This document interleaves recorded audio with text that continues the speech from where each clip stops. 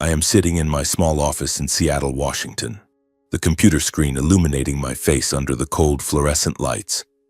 I am Jason Stone, a 37-year-old independent investment consultant, all too familiar with long, endless days where numbers and charts are my only companions. That evening, it had long been pitch dark outside, and the characteristic drizzle of this city was still pattering against the window, creating a dreary symphony.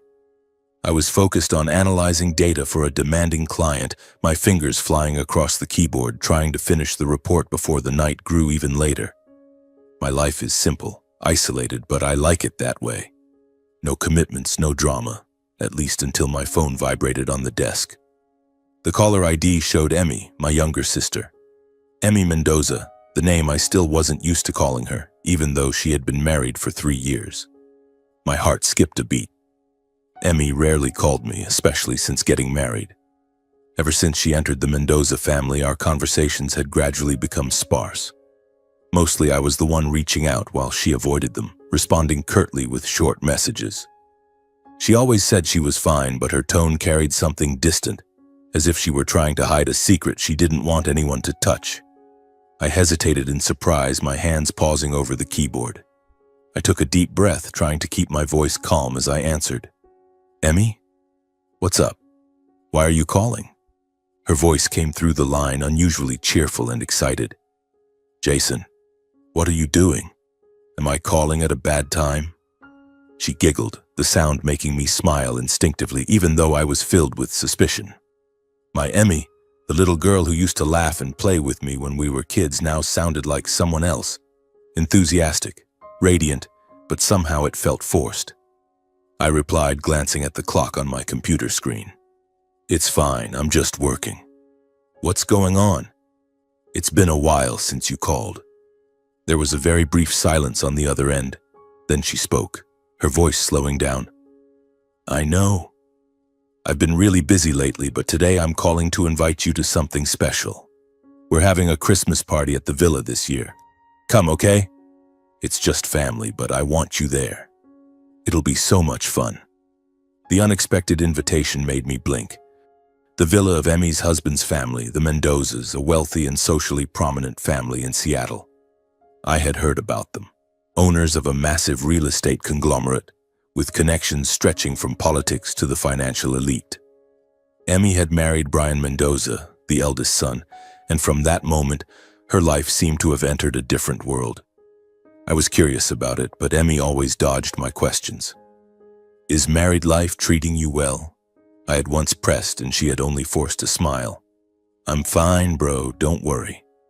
Now this invitation, partly because I wanted to see her and partly out of curiosity about the glamorous world she was living in, I immediately agreed. Sure, I'll come. Send me the address, okay? Merry Christmas, little sis. After hanging up, I sat there for a moment, staring out the window where the rain continued to fall relentlessly. A strange feeling arose in me, a mix of joy and worry. Emmy sounded so excited, but why did I still feel that something was wrong?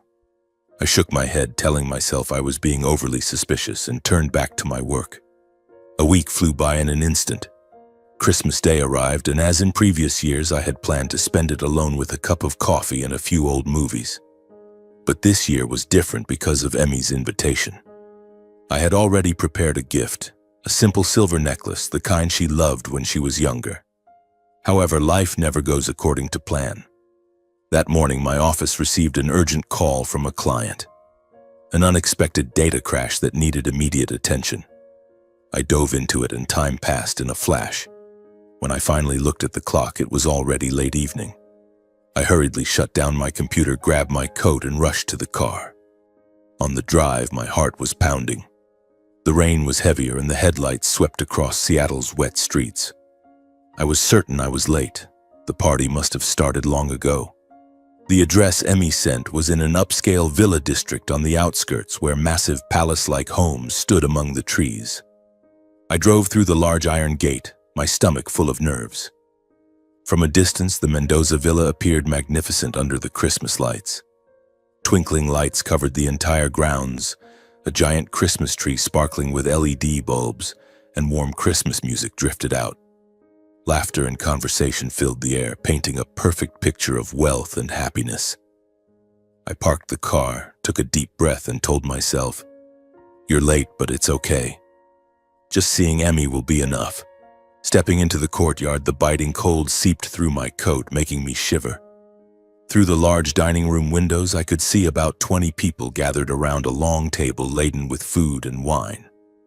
They were all from Emmy's husband's family and relatives, faces unfamiliar to me, but exuding an air of refinement and confidence. The men wore elegant suits, the women sparkled with jewelry, and they laughed and chatted lively, raising glasses in toasts. The atmosphere was intimate, yet clearly that of an insider circle, one that an outsider like me would find hard to break into. I realized I was the only outsider, and late to boot. Not wanting to interrupt, I didn't walk straight into the dining room. Instead, I quietly sat down at a tea table on the patio, close to the glass windows. From here, I could observe without drawing attention. The cold wind blew, but I didn't care. I decided to wait until the main meal was over before going in to greet everyone, reassuring myself that way. But then what I saw made the blood in my veins boil. Emmy, my little sister, was constantly going back and forth between the kitchen and the dining table. She alone was carrying food, pouring wine for everyone, and clearing dirty plates. There was no seat reserved for her, not even a bite of food set aside for her.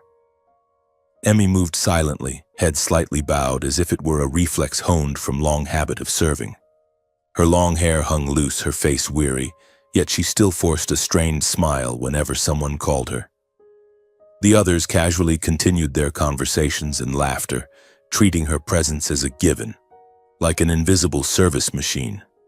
No one helped, no one asked how she was. Brian, her husband, sat at the head of the table, joking with his parents, not even glancing at his wife. I clenched my fists, nails digging into my palms until it hurt. The bitter contrast between the Mendoza family's glamorous facade and the way my sister was being treated, no different from a submissive maid, twisted my heart. This splendid villa, those dazzling Christmas lights, it was all just a superficial shell. Inside, Emmy, the girl who had once been the joy of our family, was being crushed. A wave of discomfort surged through my chest. Simmering anger grew, making me want to burst in and pull Emmy out of there. But I stayed seated, watching. I needed to understand her true place in this family more clearly. Each time Emmy returned to the kitchen, I noticed her back slightly hunched, as if carrying an invisible burden. The laughter from inside echoed out, but to me it sounded like knives cutting into my heart.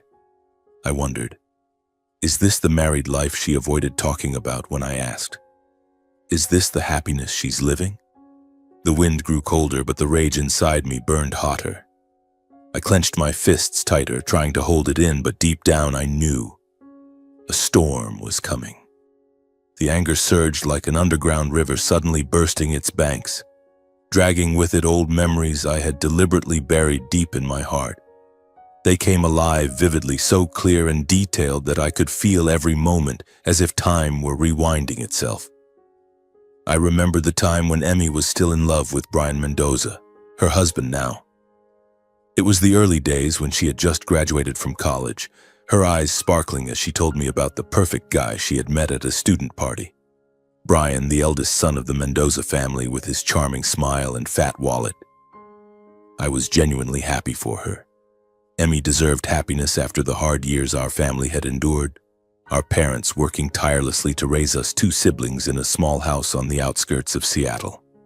But then, the first meetings with the Mendoza family planted a vague unease in me. I still remember the time Emmy brought Brian home for dinner.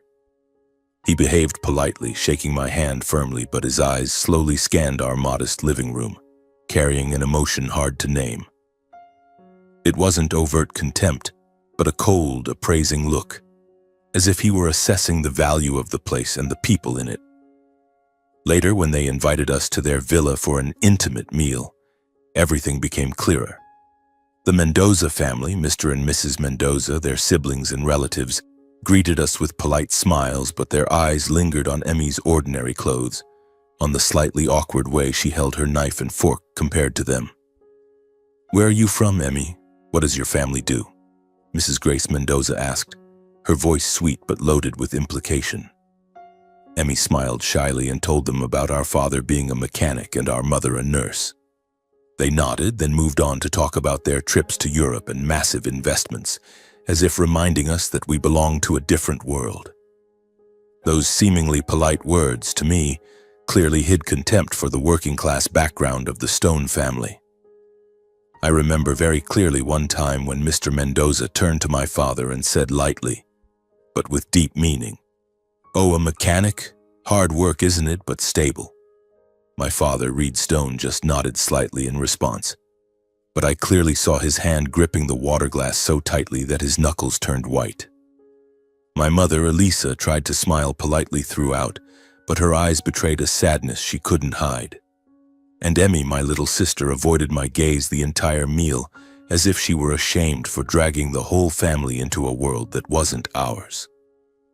Afterward, Emmy would only casually mention that she didn't fit in at her in-laws' parties. "I'm not used to those fancy dishes, bro," she said, her tone light as if it were no big deal. But I understood it was more than that. It was her way of hiding the feeling of being looked down upon, of being repeatedly reminded that she wasn't in this position because she deserved it, but because she was lucky.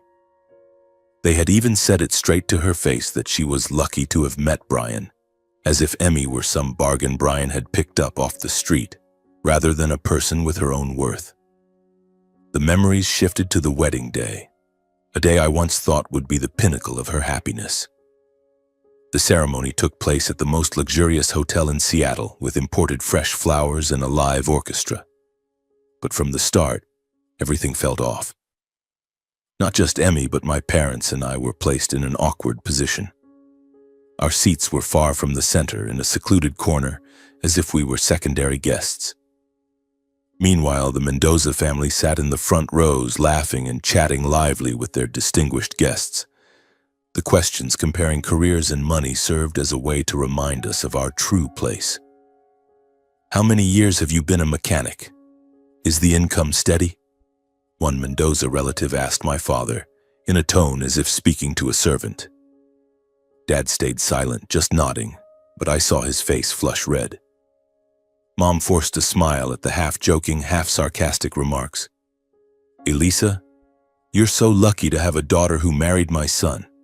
We're used to grander weddings, but simple is nice too." Mrs. Grace said that, and everyone around laughed along. I clearly remember the moment my mother silently forced a smile, her hand clutching the napkin until it wrinkled, and Dad quietly left early, citing fatigue, carrying his wounded pride without a word. He didn't want to ruin Emmy's big day. I stayed, trying to smile, but filled with unease. Emmy in her pure white wedding dress looked like a fairy, but her eyes flashed a hint of sadness when she glanced toward us. The flood of memories was abruptly interrupted by a loud crash from inside the dining room. I startled, my eyes glued to the glass. Emmy, while carrying a full tray of food, had unfortunately tripped. Several salads and cold cuts spilled everywhere onto the floor. She quickly bent down to clean up, her hands trembling as she picked up each piece, like a fear response etched deep into her bones. Her face was pale, eyes downcast, mouth murmuring apologies nonstop. My heart tightened. This wasn't the first time, I was sure of it. She moved like a robot programmed to endure, not daring to lift her head. Mrs. Grace Mendoza, Emmy's mother-in-law, stood up, holding a glass of gleaming red wine in her hand. She looked at Emmy with cold eyes and let out words of reproach laced with sarcasm. "Oh my God, dear daughter-in-law, how could you be so careless? You've ruined the whole party. Or perhaps you're just not used to such elegant things." Her voice was sweet but sharp as a knife. Everyone around fell silent. The atmosphere at the table froze for a few brief seconds. I held my breath, waiting for someone to defend her, but no one did. Mrs. Grace raised her glass, then slowly poured the red wine straight over Emmy's head, in front of everyone. The red liquid ran down her hair, dripping onto her face, soaking her Christmas red dress. The frozen atmosphere lasted only a moment before it was broken by bursts of laughter. "Mrs. Grace, you're too funny," someone said, and the whole table erupted in laughter, as if it were just a harmless joke not worth worrying about. They resumed chatting and toasting as if nothing had happened. Brian, Emmy's husband, not only failed to stand up for his wife but frowned and scolded her. "Emmy, what are you still standing there for? Hurry up and go back to the kitchen to prepare something else. Don't keep everyone waiting." His voice was ice cold, like he was speaking to a servant. No hug, no words of comfort.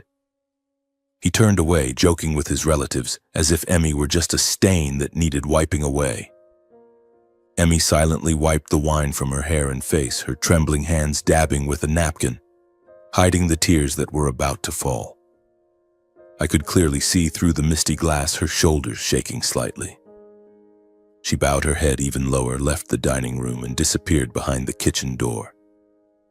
My heart shattered. This was the limit. I froze for a moment, then could no longer hold back. The anger exploded. My body reacted before my mind could. I stood up abruptly, ready to charge in, kick through the glass door, and pull her out of that hell. But right at that moment, the dining room window opened. A few men standing nearby, Mr. Mendoza and two relatives, were chatting while smoking cigars, laughing heartily. The darkness outside meant they didn't notice me just a few meters away. I froze, my body rigid. They couldn't see me, but I heard every word clearly. "Profits are great this year," Mr. Mendoza said, his voice warm but full of smugness. "No need to go the usual route. Money comes fast and steady as long as you know how." I held my breath, listening intently. The conversation flowed smoothly, brimming with arrogance. They mentioned enormous profits, but not directly, using the kind of language only those accustomed to shady dealings would understand, dealings that never appeared on paper. One laughed contemptuously, saying bypassing checkpoints was no big deal. Just be accommodating a little, and auditors would stay quiet. Any troubles were already taken care of in advance. The casualness in their tone sent chills down my spine. They discussed manipulating the system, covering tracks as if recounting a familiar joke played out too many times. Then Mr. Mendoza concluded, exhaling a puff of cigar smoke into the night air, his voice firm and arrogant. "They would never have to pay for anything." In that instant, I realized I was facing something much larger. This wasn't just a powerful and cruel family, it was a rotten system, a criminal nest cloaked in the glamorous veneer of wealth and influence. My anger was no longer just for Emmy. It was bigger, deeper. I sat back down, my heart pounding wildly. The storm had arrived, but now it took a different form, a storm that could sweep everything away. I sat there in the darkness of the garden, the cold wind slapping my face like invisible blades. My heart was pounding, the rush of blood in my ears drowning out even the Christmas music drifting from inside. The words of Mr. Mendoza and those other men still echoed in my head. Off the books profits, bypassing checks with money, never having to pay the price. As an investment consultant, I recognized those signs all too well. This wasn't a joke nor empty boasting. It was financial fraud, money laundering, perhaps even worse. The Mendoza Group, on the surface, a legitimate real estate empire with gleaming skyscrapers in downtown Seattle. But beneath it all, what were they? A criminal network, using money to bribe officials and cover up wrongdoing. I shuddered, not from the cold, but from a mix of fear and excitement. Excitement? Yes, because now I had a weapon. But the fear was greater. If they knew I had overheard, what would happen to Emmy? To me? To our family? I tried to breathe deeply, forcing myself to calm down. The rain still pattered on the eaves, mingling with the heavy smell of cigar smoke wafting from the open window. Those men were still standing there, laughing heartily, completely unaware that a stranger was listening to every word. I glanced through the glass and saw that Emmy had not yet returned to the dining room. She was probably in the kitchen, cleaning up, trying to swallow her tears. The anger on her behalf still boiled inside me, but now it was blended with a far greater worry. This wasn't just a family that looked down on the poor. They were dangerous people who could crush anyone who got in their way. Then, as if fate wanted to test me further, one or two more men approached the window area. I recognized them. One was Brian's cousin, the other a business partner I had seen in the press, always appearing beside Mr. Mendoza at charity events. They joined the conversation with familiar ease, without any attempt to hide or be cautious. No furtive glances, no whispers. They slapped each other on the back, lit fresh cigars, and continued as if they were in complete privacy. "So, how's it going this year? Profits still good?" Brian's cousin asked, his voice loud. Mr. Mendoza smirked. "Good? Better than good. We pulled in $150 million from the East Side project alone. The market's tough for everyone else, but not for us." My heart beat faster. They bragged about enormous profits earned over the past year, emphasizing that their projects were thriving despite the real estate market plummeting due to inflation and recession. "Everyone else is struggling with high interest rates, but us, still growing 30%, the partner chimed in, his voice full of smugness. They rattled off figures: $200 million from construction contracts, $80 million from underground stock investments, and other amounts I couldn't keep up with. It was as if economic fluctuations didn't apply to them. This wasn't generic cocktail party boasting. These were real numbers, real results, spoken with the confidence of people long accustomed to facing no consequences. They talked as though the law was a joke, and they were the ones who wrote it. I held my breath, straining to catch every word. The conversation quickly revealed its true nature when they openly discussed using money and connections to interfere with oversight processes. The IRS auditors? Already taken care of. 50 grand and they shut up, Mr. Mendoza said, followed by a guttural laugh. Files get approved easily, violations get overlooked. Questions that should have been asked never come up. The cousin nodded. Remember last year's project? We routed the money through shell companies in the Cayman Islands, then brought it back as legitimate investment. No one asked a thing. They laughed as they talked about how every trace had been carefully hidden, treating their ability to manipulate the system and escape legal accountability like a trophy rather than something terrifying. Our lawyers are the best. One phone call and it's done, the partner boasted, exhaling cigar smoke into the night air. Each word they spoke was like a puzzle piece falling into place, and the complete picture emerged before my eyes. I heard enough pieces to realize this was no longer suspicion or intuition. It was a full portrait of systematic illegal activity. Money laundering through real estate, bribing officials to bypass tax audits, concealing illicit profits. The Mendoza Group wasn't a legitimate business. They were a criminal organization using power to distort the law. My heart pounded like a drum, cold sweat running down my spine despite the biting wind. Excitement surged. If I stayed silent, they would continue, and Emmy would remain trapped in that hell forever. But if I acted, what would the consequences be? I glanced at the phone in my pocket, thinking of Luis Navarro, my closest friend from college, now a special agent investigating financial crimes for the Internal Revenue Service. Luis, with his sharp mind and unwavering integrity, had once told me about the major cases he handled. "You know, Jason, sometimes it just takes one small piece to bring down an entire empire," he had said during a night of drinking. I couldn't sit still any longer. Quietly moving away from the tea table, I retreated deeper into the garden's shadows where the trees provided cover. My hands trembling, I pulled out my phone and dialed Luis. The ringtone dragged on, and I prayed he would pick up. "Jason, why are you calling at this hour?" "Merry Christmas, man." Luis's voice came through, warm but laced with suspicion. I took a deep breath, trying to keep my voice steady, but the words poured out like a flood. "Luis, listen to me.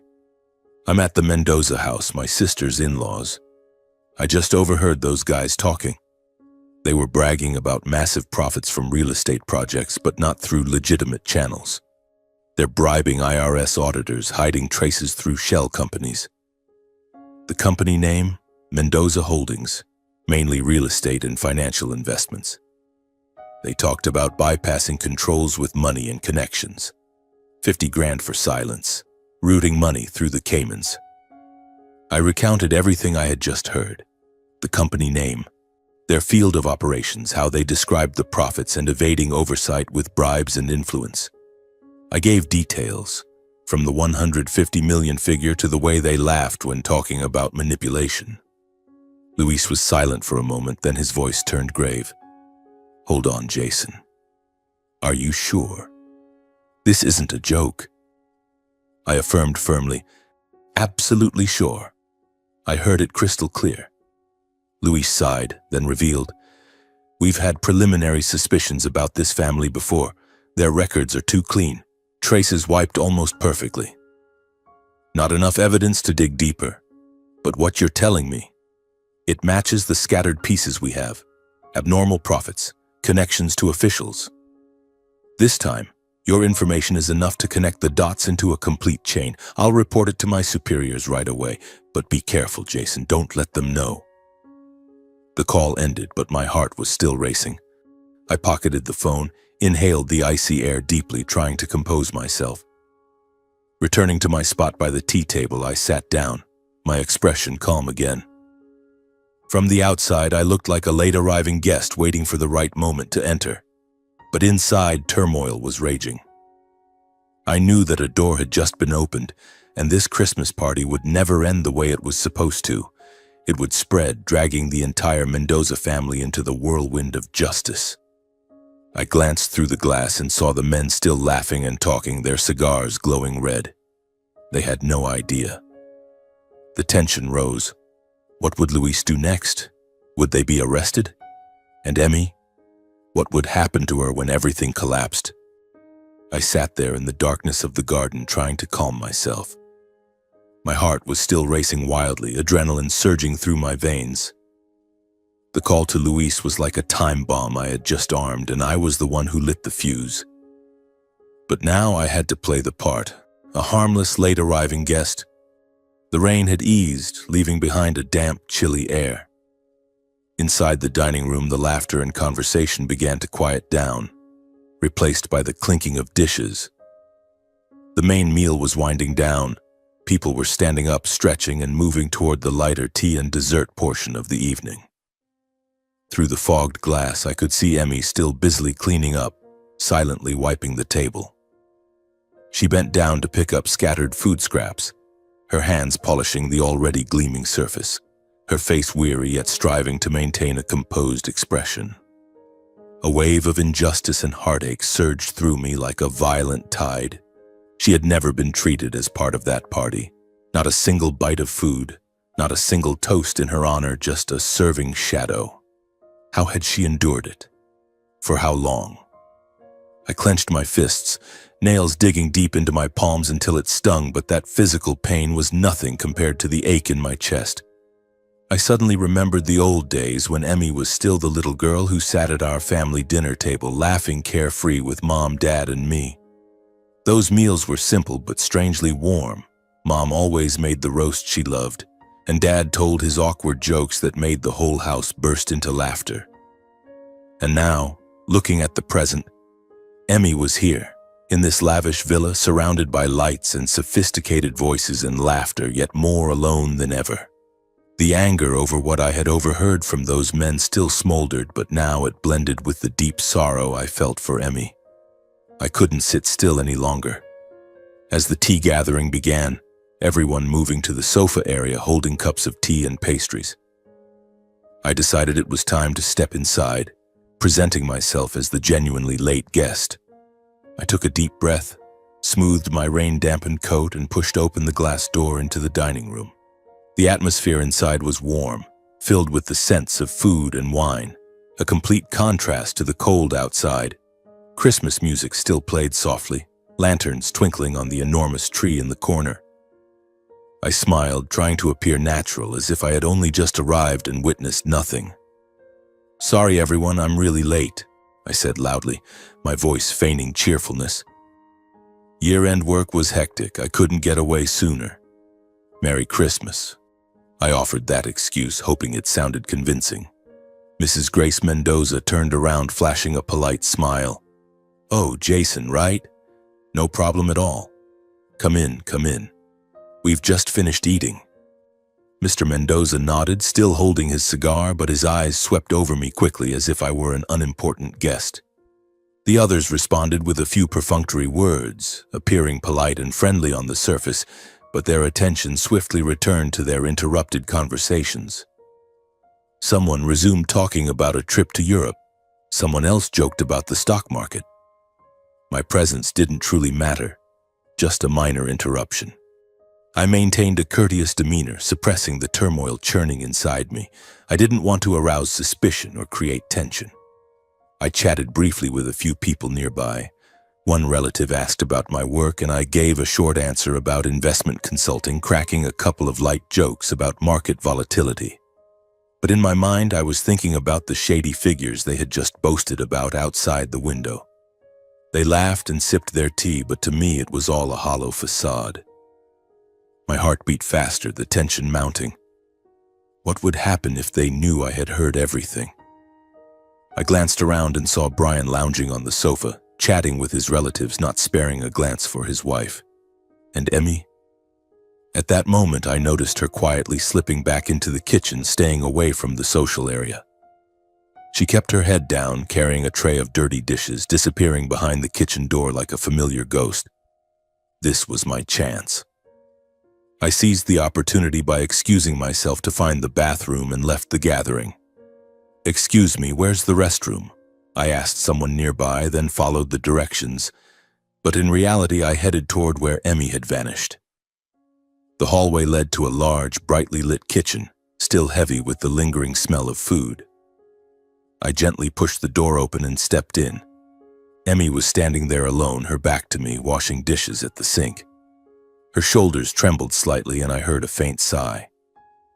My heart twisted. "Emmy," I called softly. She startled and turned around, eyes wide with surprise. "Jason, when did you get here?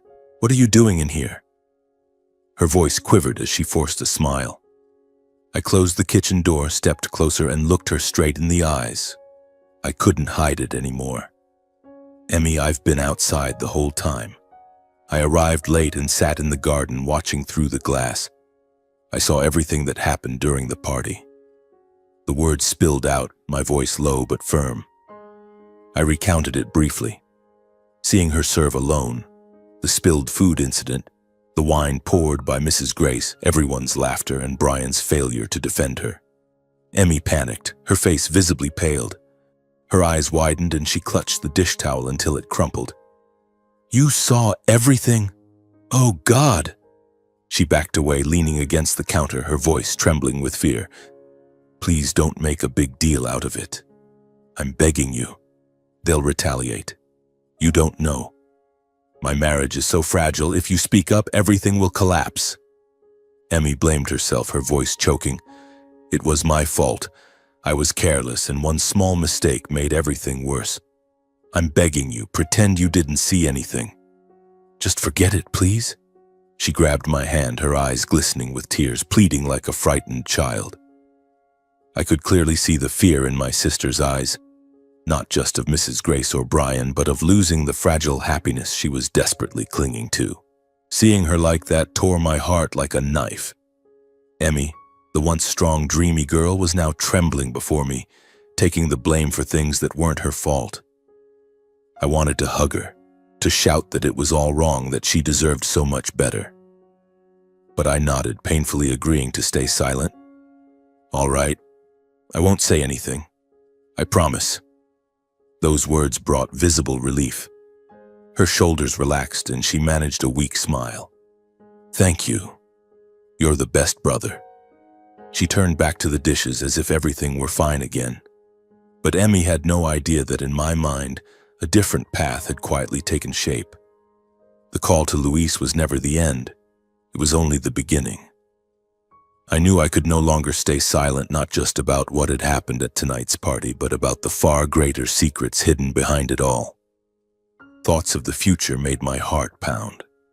The investigation wouldn't stop at the surface. Layer by layer would be peeled away. Evidence would emerge, and the Mendoza family, with all their arrogance, would have to face an inevitable downfall. Emmy might finally be free. But what price would the truth demand? I wasn't sure. I stepped out of the kitchen, my chest heavy with both hesitation and resolve. The storm had been unleashed, and from that moment I knew no one, not even I, could turn back anymore. The weeks following Christmas passed in a persistent state of tension, as if time were deliberately stretching to test my patience. I returned to my daily routine in my small office in Seattle, analyzing investment charts, meeting clients, but my mind was always elsewhere. Every morning I checked my phone with a tight chest, waiting for a message or call from Luis. He kept his promise. Discreet updates came regularly, but always shrouded in absolute silence. No emails, no texts, just brief late-night calls when the entire city was deep in sleep. "Jason, listen to me," Luis would often begin in a low, almost whispered voice, as if speaking any louder might alert someone. "We're digging deeper. Don't worry, everything's still airtight." I listened in the darkness of my bedroom, gripping the phone tightly, trying to keep my voice calm in response, while inside I was a tangle of emotions, anxiety, excitement, and the sense that the gears had started turning and there was no way to stop them anymore. My Christmas night call had become the most crucial piece, like a time bomb no one had anticipated. Luis told me that the information I provided, the abnormal profit figures, the way they boasted about bypassing audits with money and connections, had helped the investigation team pinpoint their direction clearly. Previously, they had only vague suspicions about Mendoza Holdings, but the records were too clean, like a seamless steel wall. Now, with the specific details from me, they could precisely target the projects and entities to scrutinize. "That East Side project they mentioned, it's the key," Luis whispered in one call. "We trace the money flow from there, and damn, it leads to so much." I imagined his team, sharp-eyed IRS agents sitting in brightly lit offices poring over data for hours. Excitement surged every time I thought about it. What would they uncover next? One small mistake by the Mendozas could bring down the entire empire. Records once deemed too clean began revealing anomalies like cracks on a thin sheet of ice. Money flows were traced backward, layers of cover systematically peeled away. Luis updated me step by step. First, tax audits of subsidiary companies, then tracking international transactions through the Cayman Islands. I sat in my pitch-black apartment, heart pounding as I pictured agents flipping through files, connecting the dots into a complete criminal picture. Opaque profits were uncovered, enormous sums that didn't match official reports flowing from shady real estate contracts. Illicit money streams through multiple shell companies were successively frozen for investigation. I remember one midnight call. "Today we locked 3 intermediary company accounts. They're panicking, but they don't know why yet." Entities registered under associates and middlemen collapsed one after another, dragging along a series of suspended contracts and projects. Luis said that as the noose tightened, some partners began talking to save themselves. Some didn't even wait for deep interrogation before cooperating voluntarily. "A partner in New York spilled everything," Luis said. "He revealed how the Mendozas bribed auditors. The whole system is starting to come apart." I shuddered, thinking of Mr. Mendoza, the smug man with his cigar, now sitting in his luxurious office, unaware that the machinery of justice was closing in. The tension grew as I imagined the scene. Massive construction projects in Seattle halted, workers confused, shareholders whispering. I checked the news daily, but nothing had surfaced yet. Everything remained silent, like the gathering clouds before a storm unleashes. Then suddenly, like a bomb exploding, information leaked to the public. It was on a drizzly morning while I was drinking coffee and scrolling through the news. A small article in the Seattle Times. Suspicions of financial fraud at Mendoza Holdings. My heart pounded. The press jumped in immediately. Investigative pieces appeared in rapid succession, raising major questions about the origins of their wealth and the company's operations. Reporters dug deep, interviewing former employees and analyzing public financial reports. "Luis, what's going on?" I called him right away. "Internal leak, probably. But it helps us. Public pressure will force them to slip up." I followed every article, filled with a mix of worry and excitement. Headlines grew increasingly sharp. The Mendoza dynasty, an empire built on sand, mysterious profits and shady connections. The tension rose as I imagined the family reading those lines, their faces turning pale.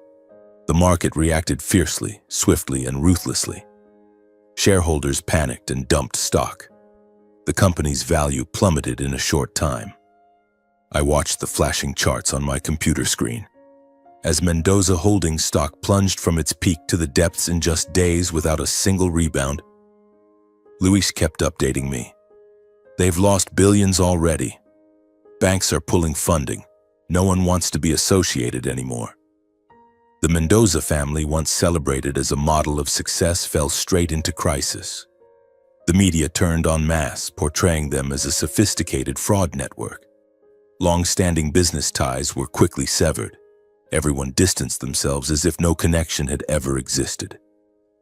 Chairman Mendoza, Emmy's father-in-law, along with key executives, were successively summoned by authorities. Luis recounted it concisely but firmly. They've been called in by the IRS. Interrogations lasting days. The evidence is solid.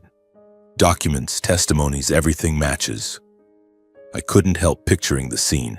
Mr. Mendoza in a cold interrogation room trying to maintain his usual composure while question after question and file after file were placed on the table, piling up with no room left for denial. Formal charges were quickly announced: systematic tax evasion, financial fraud, long-term concealment of money flows. The case moved to prosecution with trial dates set one after another. The press exploded with sensational headlines. The Mendoza scandal, billions in fraud. I followed every development. Each new report made my heart race faster, filled with both tension and the feeling that the wheel had rolled to a point of no return. The case went to federal trial with heavy charges. Documentary evidence and testimonies swiftly exposed the directing role of the Mendoza family leadership. Defense lawyers tried, but in vain. The court handed down severe sentences. Key leaders received prison terms. Mr. Mendoza got 15 years. Brian and his siblings didn't escape either, along with massive fines. The corporation faced crippling financial penalties. Many assets were seized: the villa, luxury cars, bank accounts. Shell companies were forced to dissolve, leaving a mess behind. In the public eye, the image of an exemplary, wealthy, and powerful family collapsed completely, revealing the rotten core beneath the glamorous facade they had meticulously built over years. The press called it the scandal of the century, and Seattle buzzed. But I felt no satisfaction or triumph. What weighed on me was a sense of emptiness and unease, realizing I had just pushed a massive gear into the machinery of justice with no way to stop it anymore. Every night I lay awake thinking about Emmy. Would she hate me? I remembered her pleading in the kitchen, "Please don't make a big deal out of it." Now everything had become bigger than ever. The storm had swept through, but it left behind in me a vast emptiness. I had saved her, but had I really? In the days following the verdict, my life seemed to return to normal. My office, clients, numbers dancing on the screen. But inside, I was like a walking corpse. I avoided contacting Emmy, partly out of fear of touching her still bleeding wounds and partly out of self-blame. Luis called one more time to congratulate me. "You did great, Jason. Thanks to you, I cracked a major case." I forced a smile, hung up, and sat alone in my darkened apartment, watching the rain fall outside the Seattle window. I imagined Emmy alone in the villa that had surely been seized by now, facing the ruins. Brian was probably in prison. Mrs. Grace was silent before the press. And her? I didn't dare ask. Then one ordinary day, while I was in my office focused on an investment report for a major client, my phone vibrated. I answered in my usual voice. "This is Jason Stone. Who's on the other end?" A cool, professional female voice replied, "Mr. Stone, this is Harborview Hospital. We're calling about your sister, Mrs. Emmy Mendoza. She was brought into the emergency room in a severe state of distress. You're listed as her emergency contact, correct?" My heart stopped. I froze for a few seconds, mouth agape, unable to speak. My mind spun. "Emmy, What happened to her? I stammered. Yes, I'm her brother. What happened? Is she okay? The voice remained calm. We can't discuss details over the phone. Please come to the hospital right away to get the full picture. I hung up, my hands shaking as I grabbed my coat and rushed out of the office without explaining to anyone. On the drive to the hospital, a dazed fog enveloped me. My mind went blank. Rain pattered on the windshield, streetlights blurred, but I saw nothing. Only the image of Emmy pleading in the kitchen on Christmas night replayed over and over. Was this because of me? The storm I had unleashed had swept everything away, but now it had taken her too. When I arrived, I parked hastily and ran into the Harborview lobby, the strong smell of disinfectant hitting my nose. I asked at the reception desk, my voice trembling. My sister, Emmy Mendoza. Where is she now? They directed me and I rushed to the emergency room. Through the glass door, I saw Emmy lying motionless on the hospital bed, eyes closed, her face deathly pale under the harsh white lights. Her skin was ashen, her hair disheveled, and the heart monitor beeped steadily. My heart twisted, my feet felt rooted to the spot. I didn't dare approach immediately, afraid that even one step might shatter everything. Emmy, the little girl who once ran and laughed carefree, now lay there, fragile as a withered leaf. I asked myself, is this the consequence of what I did? Guilt surged, choking my throat. A middle-aged doctor in a white coat stepped out and pulled me aside to a quiet corner. You're Mrs. Mendoza's brother? I'm Dr. Ramirez. Your sister was brought in suffering from severe emotional distress. We examined her and she miscarried. His words hit me like a punch to the chest. My sister had a miscarriage. When was Emmy pregnant? I stood stunned, stammering, miscarriage. When was she pregnant? Why did she miscarry? Dr. Ramirez looked at me with sympathy. She was about 12 weeks along. To stabilize her mentally, we had to administer sedatives because she fell into a state of extreme agitation, screaming and crying uncontrollably. I nodded mechanically, but my mind reeled. Emmy was pregnant, and now she had lost the baby. How could this happen? Before leaving, the doctor added in a lower voice, one more thing, Mr. Stone. She has multiple bruises, both old and new, whose location and severity don't suggest ordinary accidents. We've reported it to the authorities, but you should know. Those words struck like lightning. Bruises? Not accidents?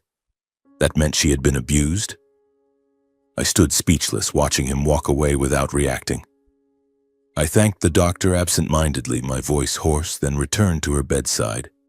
I sat down beside Emmy, my trembling hand taking hers, ice-cold and limp. A sense of helplessness and heartache squeezed my chest, making it hard to breathe. Emmy lay there, eyes still closed, breathing steadily thanks to the medication. I looked at the faint bruises on her arms. Who did this? Was it Brian, or someone else in the Mendoza family? The old anger rose, but now it mingled with excruciating pain. I whispered, Emmy, I'm sorry. I'm here now. Tears rolled down my face, but I wiped them quickly, not wanting her to wake and see her brother weak. When she woke a few hours later, Emmy gradually became aware of the loss of the child inside her. Her eyes opened drowsily, then suddenly widened in panic. Jason, where's my baby? Why can't I feel anything? Her voice broke. She clutched her stomach, tears streaming like a flood.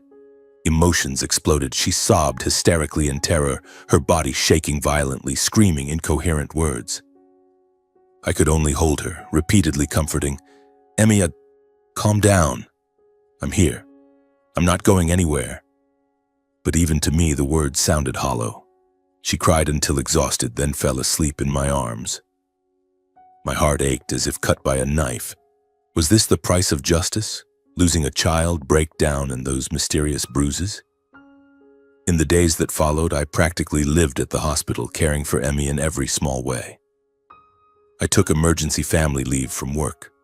For meals, I brought homemade chicken mushroom soup from home, spoon-feeding her bit by bit, to the nights she jolted awake from nightmares. Emmy often woke in the middle of the night screaming, dreaming of blood and Mrs. Grace's laughter. The shock of losing the baby severely damaged her mental state. She blamed herself.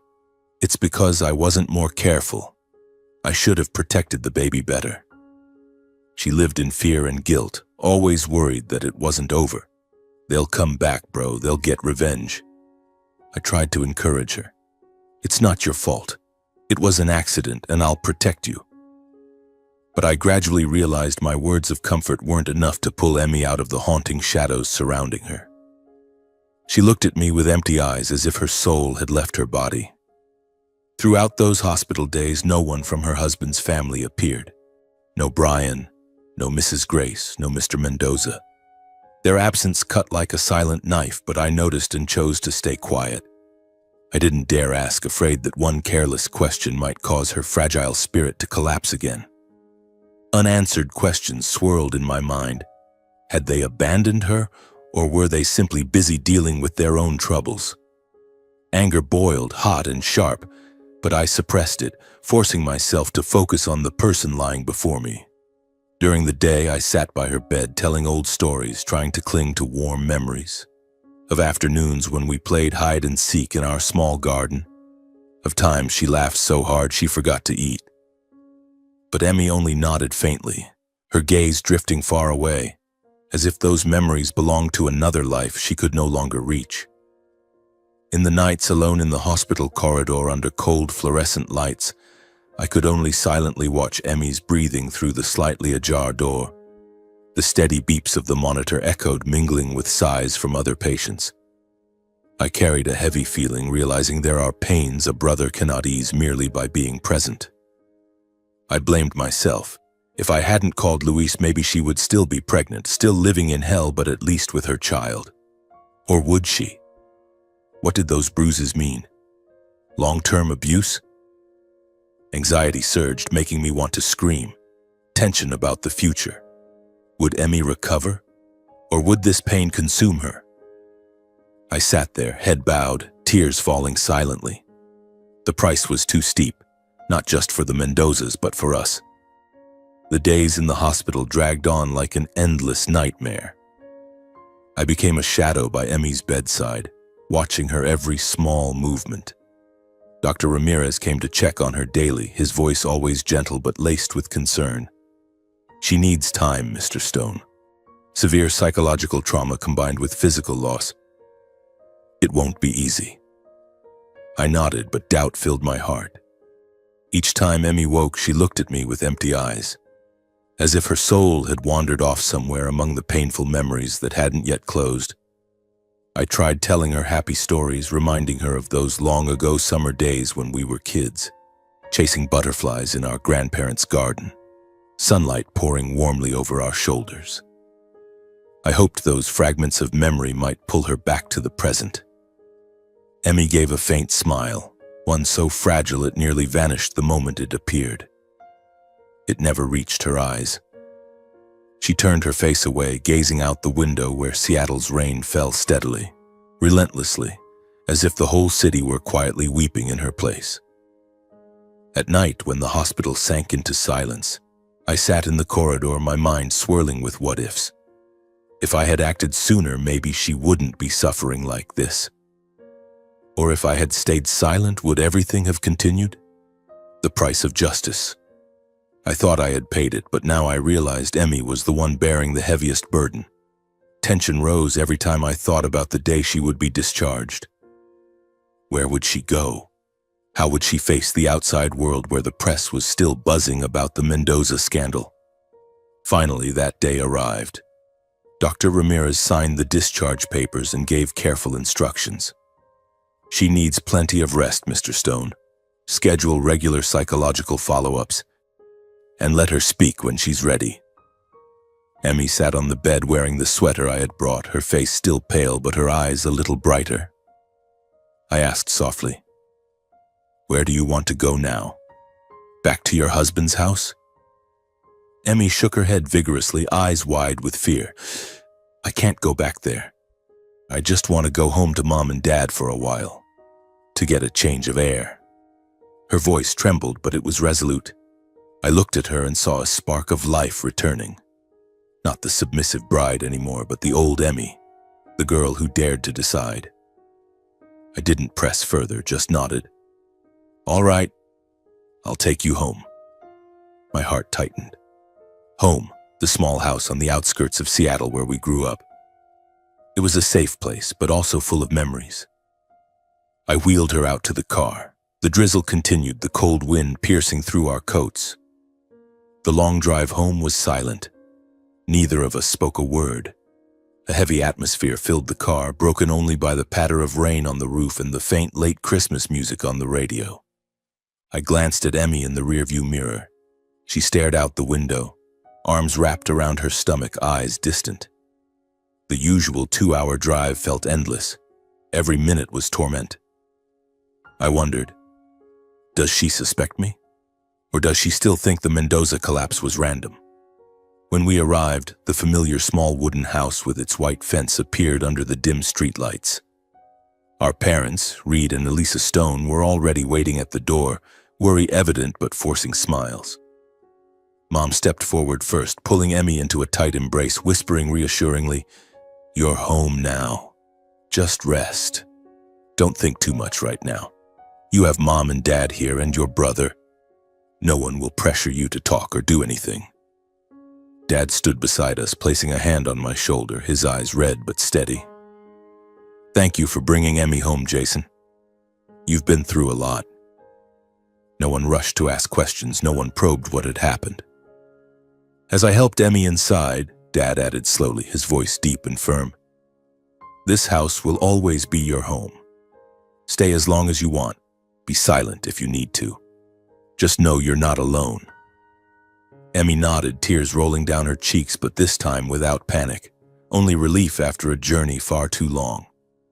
I took her to her old room, the one with faded rose-patterned wallpaper, where she used to sit for hours drawing and dreaming. Emmy lay down on the bed, exhaling as if releasing a heavy burden, then turned to me with a weak but sincere voice. "Thank you for bringing me here."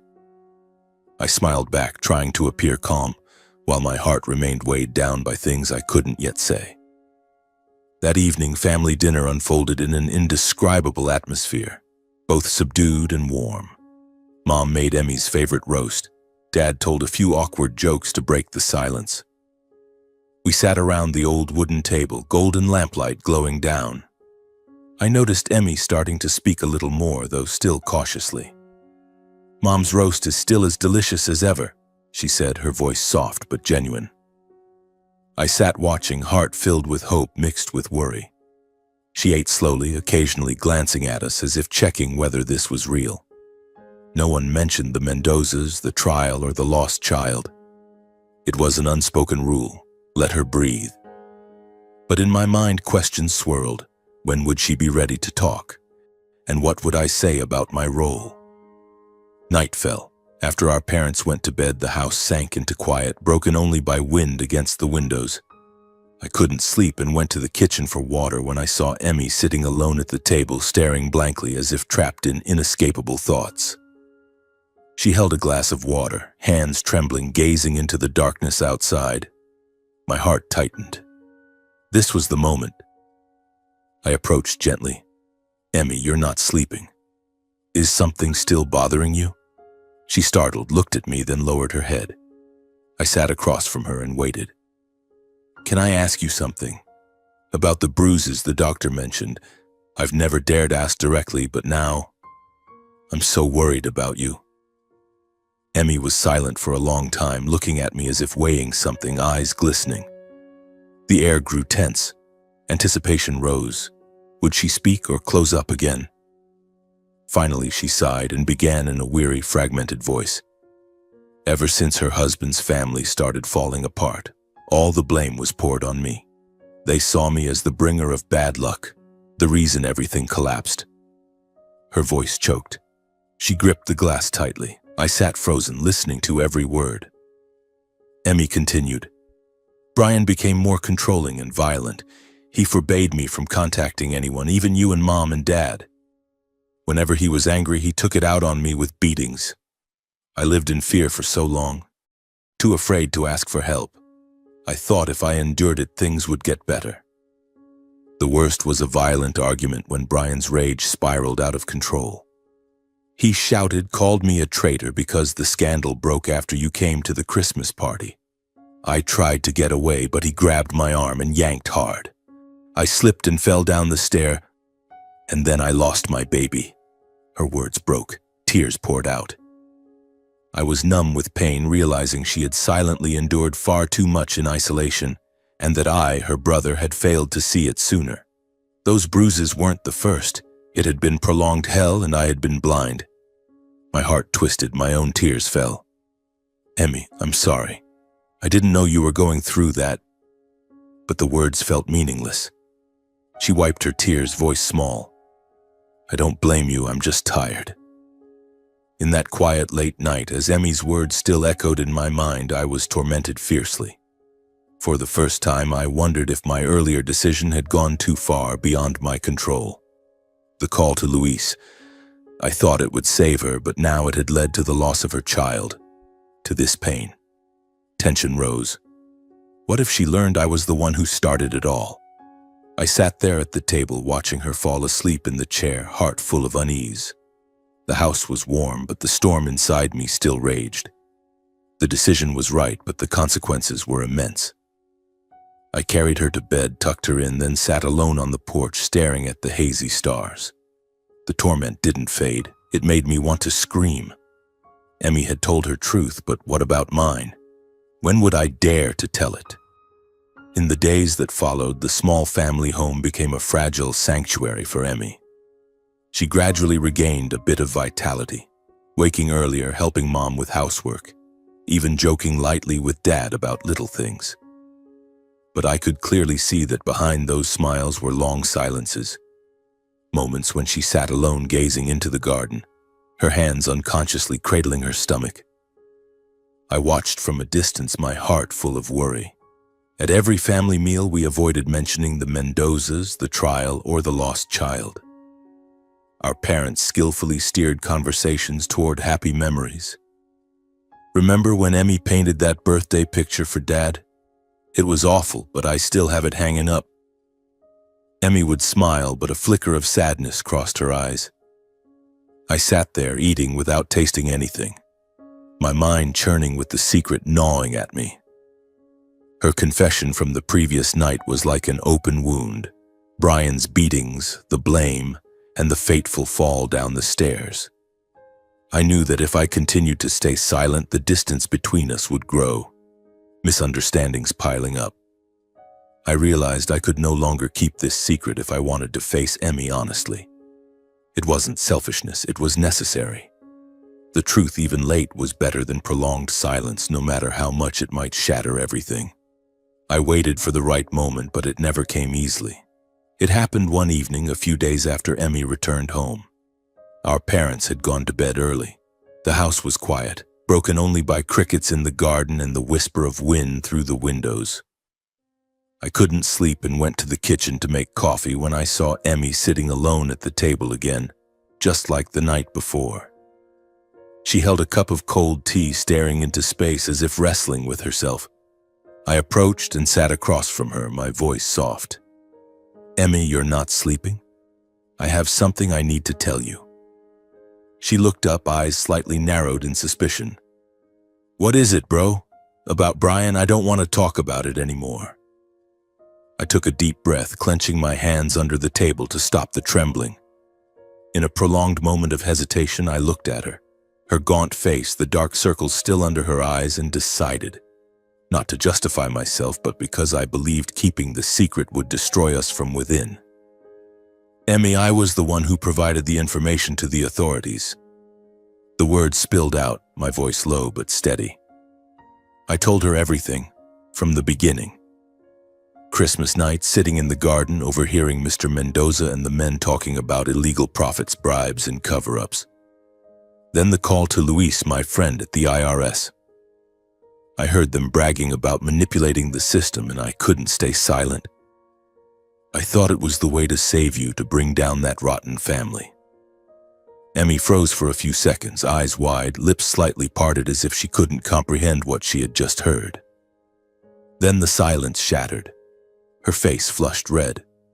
Her hands gripped the teacup so tightly I could hear the porcelain strain. "What did you just say?" she asked again, voice low but trembling. "Repeat it." You were the one who reported them."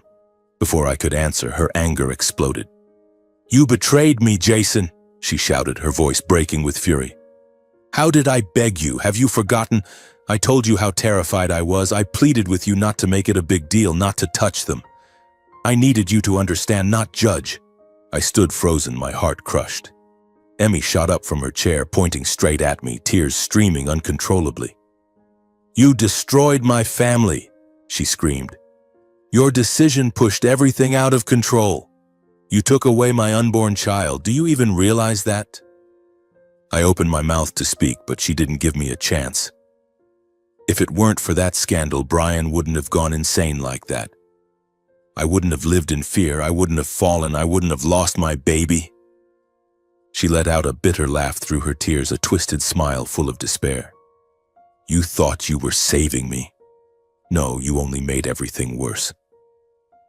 Every word stabbed straight into my chest. In her frenzy, she continued, voice hoarse. "Do you know how scared I was? Every day walking on thin ice. I begged you to stay silent, Jason. I just needed you beside me, not deciding my life for me." I looked at her, pain so intense I could barely breathe. I wanted to say I only wanted to protect her, that I had seen her treated like a servant, that the Mendoza family was a criminal nest. But I realized in Emmy's eyes at that moment there was no room for reasons or good intentions. She didn't see justice. She only saw the pain I had brought. I still tried to take a step forward, voice faltering. "Emmy, please listen to me just once. I couldn't stand by while they did that to you. I did it all because I love you, because I couldn't bear seeing you tormented." She screamed, pushing me away hard. "Don't say another word. Don't justify it." She shook her head violently. "You think you know everything? You think you have the right to decide what's best for me? You pushed me straight into this hell."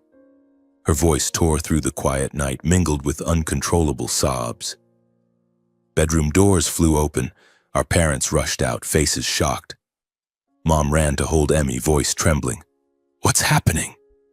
"Calm down. Tell me." Dad looked at me, eyes full of confusion and worry. "Jason, what on earth is going on?" But Emmy had completely lost control. She struggled out of Mom's arms, tears flooding her face, pointing at me and screaming, "He's the cause. He destroyed everything." Then in despair, she turned and ran out. I shouted, chasing after her. "Stop. Don't go like this. Let me explain." But she ran faster than I expected. The back door burst open, cold wind rushed in, carrying the smell of damp earth and thick darkness from the garden. In seconds, she vanished. I stood stunned.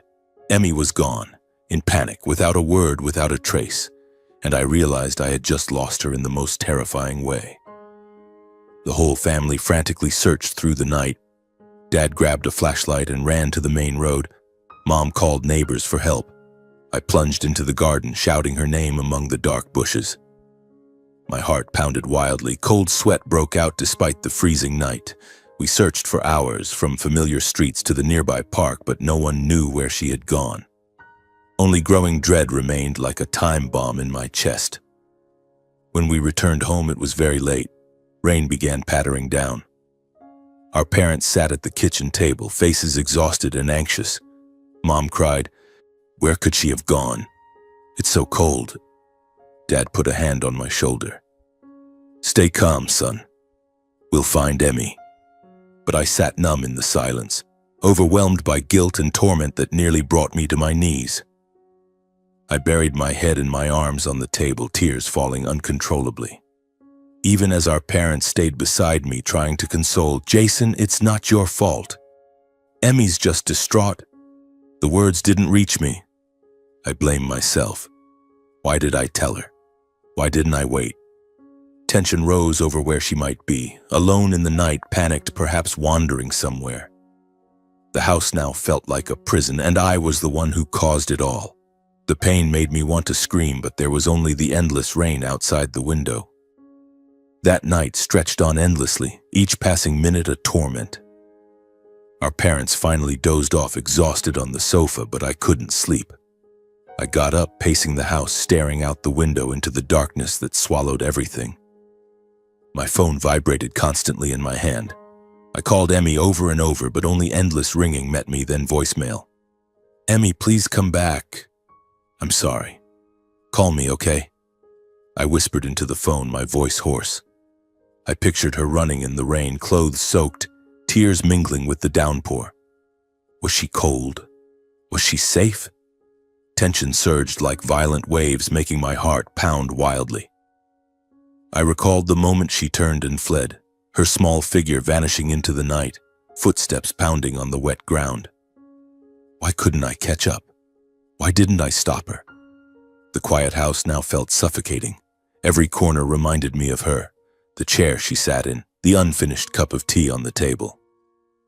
After hours of continued searching, we had called the police, reported her missing, and they promised to patrol the area.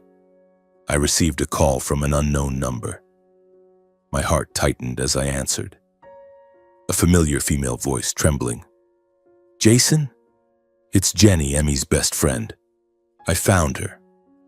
Jenny, the college friend of Emmy's I had met a few times, sounded deeply worried. "She's been taken to the hospital in critical condition. I happened to see her in the park near my place. She attempted something extreme. Luckily, a passerby noticed and called emergency services in time." The words struck like lightning. Extreme act? Did she mean suicide? I froze, gripping the phone until my knuckles turned white. "Which hospital are you at now? How is she?" I stammered, voice breaking. Jenny gave the address, Harborview again, the same place she had been for the miscarriage. I woke our parents, explained quickly, then rushed to the car, driving through pouring rain, headlights sweeping over wet streets. Tension rose to the point of breathlessness. Was she still alive? Why did she do it? Because of me? Because the pain was too much? When I arrived at the hospital, I ran into the lobby. The familiar smell of disinfectant hit like a punch, a cruel reminder. Dr. Ramirez, the one who had treated her before, was waiting, face grave. "Mr. Stone, your sister is out of immediate danger. She attempted self-harm by overdosing on pills, but we performed gastric lavage in time." I collapsed inside, seeing Emmy once more on a hospital bed, realizing her flight into the night wasn't just escape but a sign of a spirit pushed to its absolute limit. She lay there motionless, heart monitor beeping steadily, face paler than ever, eyes closed under sedation. I stood outside the glass door, feet rooted, tears streaming down. Was this the consequence of the truth I revealed? She, the once strong, dreamy girl, now lay there, nearly leaving this world because the pain was unbearable. My heart twisted, guilt surged like a tidal wave. I blamed myself. If I had stayed silent, maybe she wouldn't have reached this point. Or if I had told her sooner, would things be different? Tension about the future made me tremble. Would she wake up? And if she did, how would she look at me? After passing the critical phase, Emmy was moved to intensive psychological monitoring and intervention. The doctors assessed her as suffering severe depression due to prolonged trauma, from domestic violence, the loss of her child, to the shock of my confession. "She needs intensive therapy, Mr. Stone," the psychologist, a middle-aged woman named Dr. Hale, told me. "This isn't her first breakdown, but this time it's serious. We'll help her open up and confront it." I nodded, but my heart was filled with unease. In the early days, Emmy was in a state of panic, reacting violently to my presence. When I tried to enter the room, she screamed, "Get out! Don't come near me!" Her eyes were full of anger and fear, hands clutching the bedsheets until her knuckles turned white. I froze, stepping back, heart aching like it was being cut. She rejected every approach from me as if I were the source of all her pain. Dr. Hale advised, "Give her space. She's processing complex emotions. Anger at you, but also at herself." I accepted, stepping back, keeping my distance, only quietly handling hospital bills and necessary procedures. I signed papers, paid invoices, arranged therapy schedules, but no longer entered the room. I let our parents care for Emmy directly. Mom sitting by the bed, stroking her hair, telling old stories. Dad bringing flowers and books, trying to make her smile. I stood in the corridor looking through the glass, heart full of sorrow. Tension rose every time I thought, would she forgive me? Or would this distance be permanent? In those days, I lived like a shadow, going home only to sleep, then returning to the hospital, waiting for updates from our parents. She talked more today, Mom texted. But to me, she remained an unfillable void. The initial therapy sessions progressed slowly and with much resistance. Dr. Hale said Emmy was silent at first, refusing to speak, only crying or staring out the window. She's suppressed too much for too long. Violence from her husband, pressure from his family, the loss of her child, and now the feeling of betrayal from her brother. I nodded, guilt surging. But little by little, Emmy began to voice the things she had bottled up for so long. In the sessions, she talked about the fearful nights with Brian, how she blamed herself for not being good enough, how the pain of losing her child felt like punishment. Dr. Hale updated, she's making progress, starting to realize it wasn't her fault. Gradually, Emmy became more lucid and stable, recognizing that her guilt and self-blame weren't solely hers, but the result of long-hidden traumas. She began keeping a journal, drawing, abstract paintings full of dark colors at first, but gradually brighter. Still, Emmy maintained distance from me, no longer rejecting harshly, but not yet ready to face or speak directly, as if she needed more time to sort her own emotions. I understood. She was building walls to heal herself. Tension surged every time I thought about the moment of confrontation. What would she say? Forgiveness? Or resentment? I sat in a cafe near the hospital, watching the rain fall, questioning my decisions. Justice had come, but the price was the fracture between us siblings. When she was calm enough, after several weeks of therapy, Emmy decided to divorce. No longer out of anger or flight, but as a necessary choice to save herself. She called a lawyer, signed the papers, her voice resolute when telling Mom, I don't want to be tied to the past anymore. The process unfolded in silence. The Mendoza family made no attempt to hold on, no reaction, no apology or acknowledgement of responsibility. Brian from prison signed through his lawyer as if she had never existed. That silence, instead of causing more hurt, helped Emmy completely sever the final tie to her painful past. She exhaled in relief upon receiving the divorce papers. For the first time since marrying, I saw Emmy make a decision for herself, not to please others or out of fear. From the corridor, through Mom's accounts, I pictured her signing, eyes brighter, shoulders straighter. A flicker of hope sparked in me. She was choosing to live. Though the road ahead remained full of challenges, ongoing therapy sessions, finding a new job, rebuilding a life from the fragments, Emmy had chosen to live. She chose to confront, to start over, slowly but with her own will. I saw her gradually change. Emmy began walking in the hospital garden each afternoon, carrying a thin book, sitting for hours under the trees. Once she drew a small painting to give Dr. Hale, lines still shaky but focused. I heard from Mom that she had said very softly but firmly, she wanted to take up painting again. I stood outside all of it, glad, moved but not daring to approach. In my heart lingered one unanswered question. When would she be ready to talk to me? Would she ever see the protective intent behind my decisions, or was the crack between us too deep to mend? The family home now became a place of healing for her, but for me, it remained shrouded in unnamed shadows. I only knew one thing for certain. Emmy was alive, and at this moment that mattered more than anything. I waited patiently, hoping one day she would call my name again, without anger, without fear, just like the old days. After all the turmoil, I realized I was carrying too much torment and obsession, not just because of what had happened, but because of the feeling that I had lost control over the consequences of the decisions I had made. Every night, lying alone in my Seattle apartment, I would see the image of Emmy running into the rainy night, her cries echoing in my head like an unending, painful melody. I wondered, had I truly pushed her to the brink? The call to Luis, at the time I thought it was the right thing to do, the way to save her from the Mendoza hell, had now become a haunting shadow. The consequences rippled outward endlessly. The Empire's collapse, Brian in prison, Emmy losing her child, and then the near suicide. I could no longer control anything. The machinery of justice turned, but it swept up the people I loved most along with it. That sense of helplessness gnawed at me day by day, keeping me awake at night, staring at the dark ceiling with tears streaming down. I was no longer the strong Jason, the protective big brother. I was just the man who had ignited the storm and now had to witness its wreckage. I couldn't live like this forever. After countless sleepless nights, I proactively sought psychological therapy. Not to justify myself or escape, but to learn how to face the guilt, helplessness, and fear that had been silently eroding me for so long.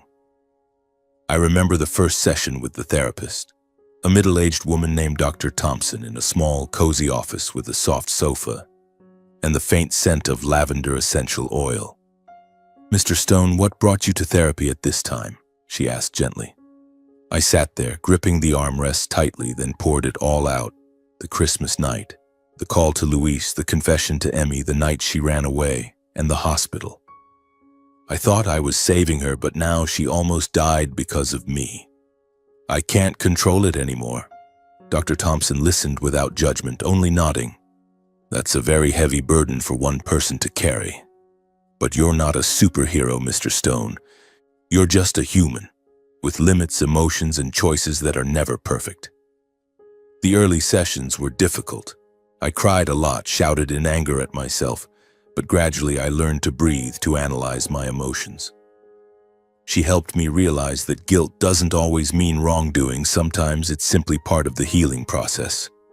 Therapy helped me slowly understand that some things can be right yet still painful, and what I needed wasn't to punish myself, but to learn to live on in a healthier way.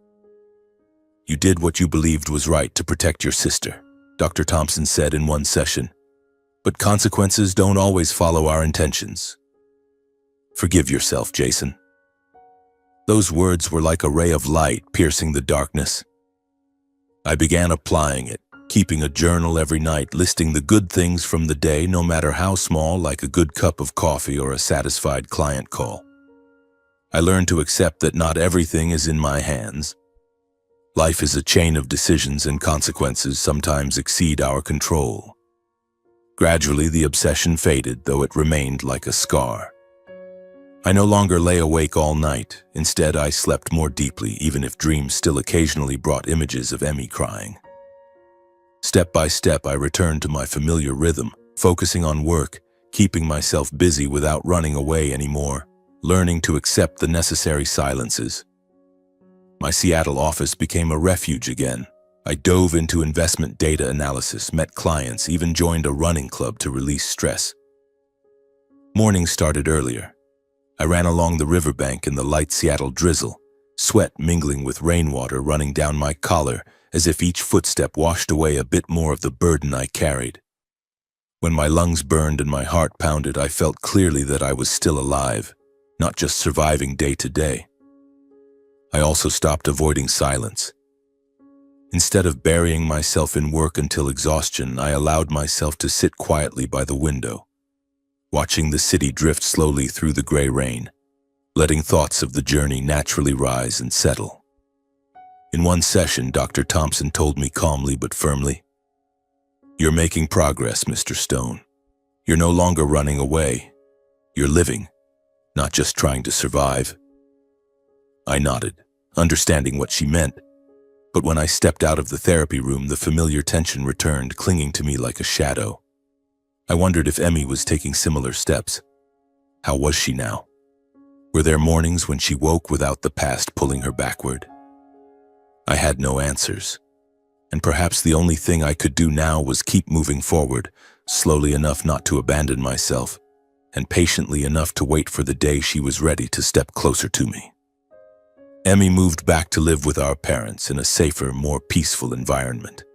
The small family home, with its backyard vegetable garden and the sound of roosters at dawn, became the place where she slowly recovered. I occasionally received calls from our parents telling me my sister was smiling more, talking more, and gradually regaining her old liveliness. "Today she helped me bake, laughing the whole time," Mom said in one call. "She started painting again, Jason." I listened, heart filled with warmth mixed with sorrow. "Has she asked about me at all, Mom?" I asked quietly. Mom sighed. "Not yet, but I see her looking at family photos a lot. Emmy needs more time." I nodded over the phone, tension rising. She was healing, but what about the crack between us? Those calls were like medicine, reminding me she was alive, progressing even if slowly. On weekends, I still made time to visit home. Simple meals and everyday conversations gradually replaced the heavy silence of before. Driving back, the familiar road now carried a different feeling. Not overwhelming worry, but fragile hope. Family dinners, Mom's vegetable soup, Dad's stories about fixing the fence, Emmy sitting there listening, occasionally adding a joke. At first, she avoided eye contact, only nodding when I asked, "Are you doing okay these days?" But gradually, we siblings slowly opened up more, not forcing the past, but learning to listen and accept each other's emotions step by step, forgiving the wounds that hadn't yet healed. One afternoon, we sat on the porch watching the sunset over the garden. "Bro, today I painted a picture of the sea," she said softly. I smiled. "Can you show it to me?" Not digging into old memories, just small moments like that, rebuilding the bridge. On one visit, Emmy took the initiative to talk, for the first time apologizing and acknowledging that she now understood everything. I came from wanting to protect her and do what was best for her. It was one evening after dinner when our parents had gone to bed early. We sat at the kitchen table, steam rising from hot teacups. Emmy looked at me for a long time, eyes red but calmer than before. She spoke slowly, as if gathering all her courage. "I'm sorry, bro, for yelling at you that day. I was so angry I couldn't control myself. I only saw my own pain and didn't see that you were scared too and worried for me." She took a deep breath and continued, "Back then I thought you had destroyed everything. I thought you took away my family, took away my child. But now, looking back, if it weren't for you, I might still be trapped there, still enduring and convincing myself everything would be okay eventually." Those words fell like a stone lifted from my chest. I froze for a few seconds, then gripped her hand tightly, voice hoarse. "No, Emmy, I'm the one who needs to apologize. I thought I was strong enough to handle it all, wise enough to control the consequences. I didn't foresee the price you would pay. If I had known it would go this far." I choked up, unable to finish. "I'm sorry for not protecting you in a safer way. Sorry for causing you more pain, even though I only wanted you to be free." Emmy shook her head, gently squeezing my hand. "I've come to understand it all. It really hurt, but some truths, if left unspoken, would make the pain last forever. And now, I no longer blame you." I didn't argue or try to explain further. For the first time, I understood that healing doesn't come from who was right or wrong, but from both of us finally seeing each other's fear at the right moment. We sat in silence for a long while. Then Emmy let out a soft laugh over something small and ordinary. I laughed with her. The tension inside me gradually melted away, giving way to something warm, fragile but real, something I had feared I would never touch again. That Christmas, I was once again caught up in work and arrived home late, just like the year before. Driving back, light rain fell. The wet streets reflecting lights made my heart beat faster than usual. I was both hurried and anxious, not knowing if, when I appeared, things would still feel strained, or if Emmy had truly left the anger behind. When the house came into view at the end of the familiar road, Christmas lights glowed softly in the yard.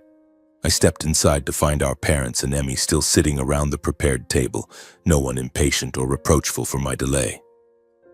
The small tree in the corner twinkled simply but enough to fill the house with warmth. "I'm home. Sorry everyone for keeping you waiting so late," I said. voice trembling more from emotion than fatigue. Emmy stood up, walked over, and hugged me naturally, lightly. "We were all waiting for you. Mom and Dad said we should wait until everyone's here to eat and enjoy." In that moment, I knew I had truly come home. The meal unfolded in a cozy, peaceful atmosphere. No longer glamorous or ostentatious, just the sense of belonging I once thought I had lost. We ate Mom's roast, told old stories, laughed over small things, raised glasses to wish each other a peaceful new year. No one mentioned the Mendozas. No one mentioned the past. Only laughter rang out in the small house, enough for me to understand that some things once healed no longer need to be named again. In that moment, sitting in the familiar kitchen looking at the simple meal before me, I suddenly reflected on the entire journey. I realized family was never a place without wounds or mistakes, but a place where people still choose to return, to stay, and to learn to heal each other after the breakdowns. I saw Emmy's smile, saw our parents sitting there with rare, peaceful eyes, and for the first time understood that we hadn't run away. We had chosen to stay even after pain that once felt unbearable. From everything that happened, I carried a lesson that was far from easy but necessary. Justice can be important, sometimes inevitable, but justice alone isn't enough to save a person from collapse. What helps us survive loss, regret, and torment is compassion and understanding, for each other and for ourselves. Right and wrong aren't always the answer, and not every victory brings peace. And if there's one final message I would give to myself and to anyone trapped in silence and endurance, it is this: don't hesitate to seek help when you need it. Learn to set boundaries at the right time. Learn to say stop before you're worn down to exhaustion. No relationship is worth trading your mental health and safety for. Choose to live, choose to face it, and choose to heal. Sometimes that is the greatest courage a person can muster.